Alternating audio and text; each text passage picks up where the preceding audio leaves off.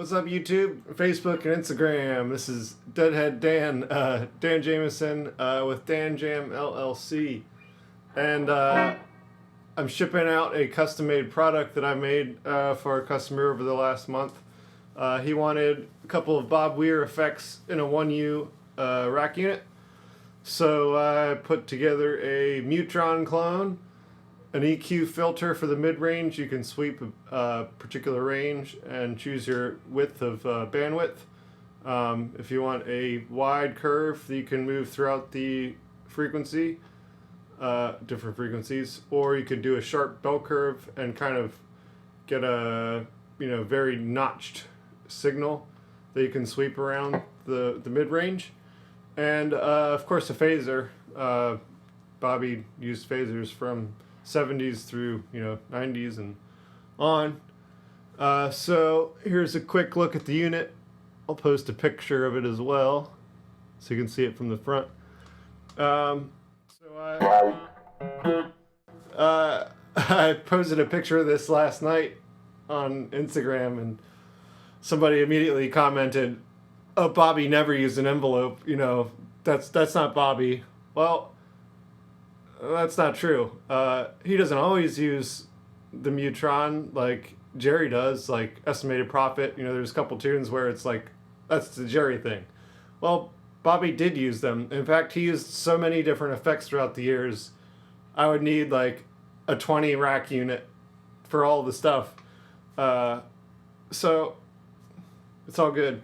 So I wanted to show for that particular guy exactly what Bobby used the envelope for. So I'll do a quick little demo. In fact, I brought up a 1989 Foxborough, Massachusetts. He's gone. Let's play a little bit of this. Jerry.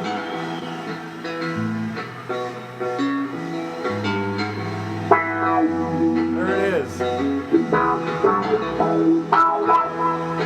Well, what is that? Well, that's Bobby using an envelope filter in bandpass mode. Just like that.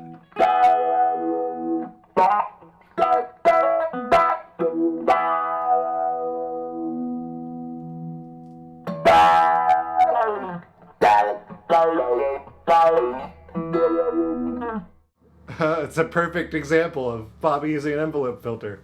I won't go too much more in depth into that.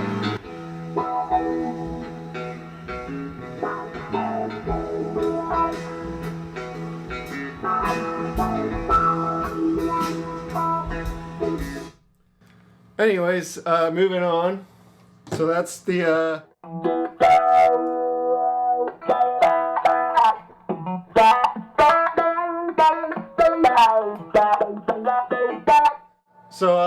that's the bandpass filter. Obviously, low pass.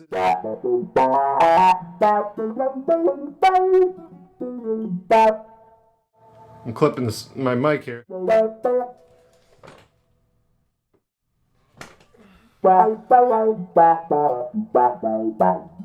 So you can get the Jerry stuff. You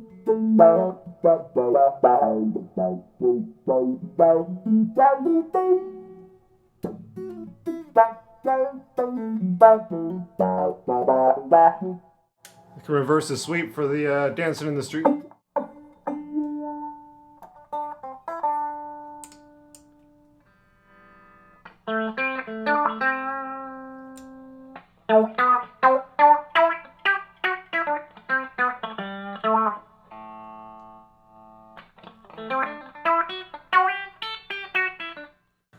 Anyways, there's also high pass. Allows the high frequencies to pass through, cuts off the low frequencies. So when you talk about low pass, band pass, and high pass, it's exactly what it says it is. So a low pass filter allows the low frequencies to pass through to the speakers, cuts off the high frequencies, and that's exactly what it is. Band pass keeps the middle band of frequencies and cuts out the highs and lows. Moving on, so here is a filter, EQ filter. By the way, I have these hooked up individually, so I have an in and an out for each effect inside this 1U unit here. So you can either daisy chain them if you're using them without a switcher, or you could run each effect to a switcher and change the order of how the effects are, which is what I would recommend. That way, there's less going on affecting your tone. You could pick and choose one little section at a time, or from the switcher you can engage all three if you wanted to. And for this demo, it's perfect. This is my 2U Dan Jam 8-channel true bypass switcher with dual 200 watt amplifier. So there's a preamp, or I'm not a preamp, there's a power amp built into this switcher. Obviously I make the 1U without the power amps, but all you have to do is hook up a little signal from a preamp and connect it between that and your power amp section of my switcher in the front here, and ready to roll. You can also turn off my amp on the switcher and just use it as a switcher. So if you wanted to use tube amp or something else, you can certainly do that. These are also O-Bell ready, so for you Jerry guys, you can use your O-Bell, no junction box needed. Great unit. So for this demo, I'm using my switcher, I'm using an SMS preamp, and this 1U custom Bobby in a box. Anyways, moving on. Let's do so here's the filter. So right now we have, there's gain control and volume control, bandwidth and filter, or I'm sorry, bandwidth and frequency. So let's have the bandwidth as low as it can go, so it's a very wide range of frequencies. Oh, I have my foot pedal plugged in. I'll get to this in a second.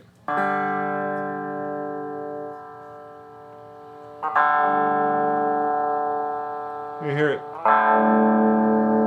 go from low to the high mids. Now as I increase, let's go to the extreme, I'll put the bandwidth on the highest Q, which is the pointy, very sharp frequency band.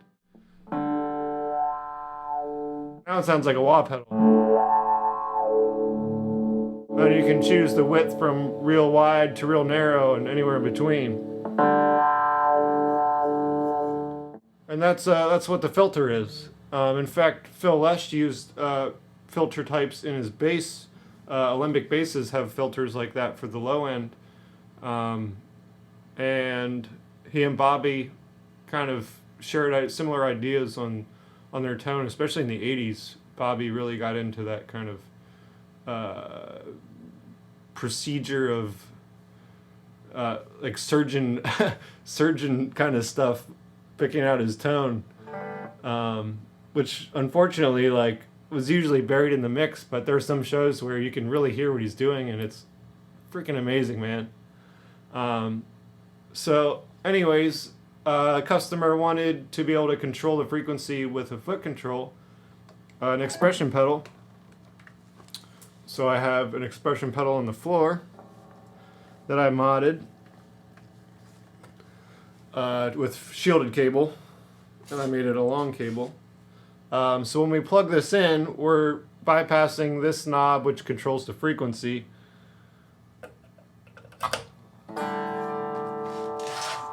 Now I'm doing it with my foot.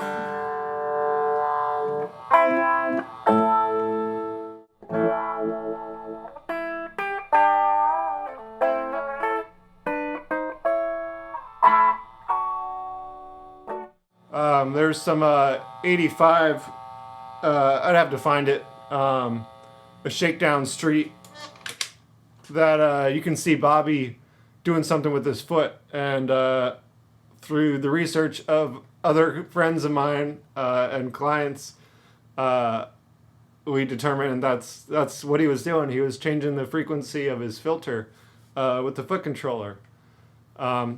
Pretty awesome stuff. I'm learning so much about Bob Weir's rigs over the last year. Basically since I started doing the Casios. My buddy Tanner, shout out Tanner, asked me, hey, can you recap this Casio guitar? I'm like, what are you talking about? He's like, yeah, Bobby used one. I'm like, what? MIDI guitar? I had no idea. And then the graphite necks, and man, I can't believe how much equipment Bobby had. It's like way more in depth than I thought. Jerry's stuff was in depth, but not even close to what Bobby had. So I'm really digging doing this Bobby stuff. This is a Gauss 2841, which he used, kind of that, and JBL E120s. Both pretty heavy speakers, but man, they sound great. These Gauss are slightly warmer than the JBLs. I have other demos on YouTube you can check out. So let's move on. Let's go to a phaser. So this phaser I built is kind of a mix of the MXR script, like the vintage style, and the script, or the block one, kind of the standard newer ones. You can toggle on here which version you want. It's a different resistor. And it's pretty subtle. It's not like a huge noticeable difference. I also have a trim pot inside that you can adjust kind of the phase intensity. So we have depth, which is like how deep are you swimming in this phase, and speed.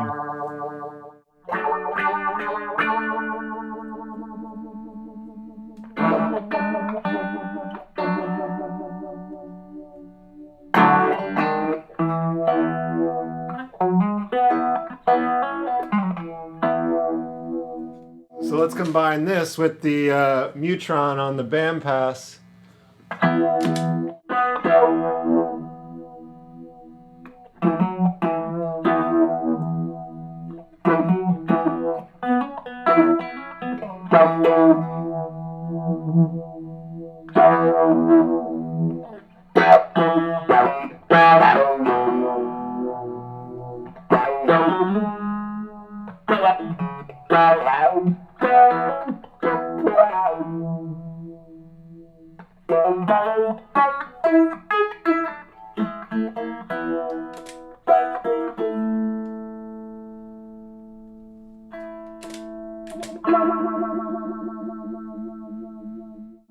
Bobby used phasers a lot.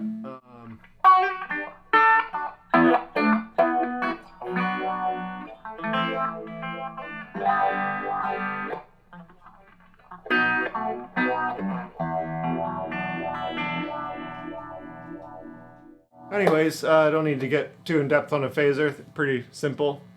That's it really for my demo. Check out this 2680 I scored yesterday on Facebook Marketplace. I mean, it still has the plastic on the back. This is 1976. I'll definitely be modding this with the Cowboy Fancy. I'll be routing out. I know don't hate it. I'm gonna love it. It's such a nice guitar, but I'm gonna be tearing it apart, putting in a middle pickup, and the 3-band EQ and the works. But man, these are great guitars. If you can find a 2680, I'd be happy to do the Bobby thing for you. Thank you for watching, and see you next time.